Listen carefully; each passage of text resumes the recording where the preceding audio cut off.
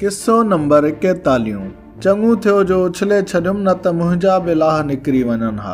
वतायो भर वारे ॻोठ न वियो, वाट ते सिज बि लही वियुसि। मथां अची राति थियसि। हिन वटि खीसे में 1 रुपयो बि पियल हो। हिन खे भो लॻो त मतां हिन रुपए लाइ को हिन खे मारे विझे। पोइ रुपयो कढी हिकिड़ी किरड़ जी पाड़ में उछलाए हलियो वियो। सुबुह जो के धनार उतां लंघिया, चमकंदड़ रुपए ते नज़र पियनि। माल छॾे अची रुपयो खयाऊं। पोइ दिलि में चयाऊं त हिते बेशक मिल्कियत पूरियल हूंदी। बसि पोइ त अची कुहाणियुनि जा वार खणी कयाऊं।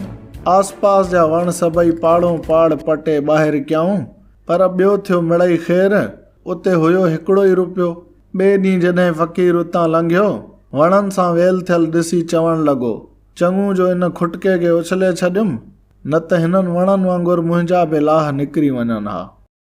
दोस्तो, सिंधी खोजी खे सब्सक्राइब करणु न विसारींदा। वीडियो खे लाइक कयो, शेयर कयो ऐं कमेंट सेक्शन में पंहिंजी राय जो ज़रूरु इज़हार कयो।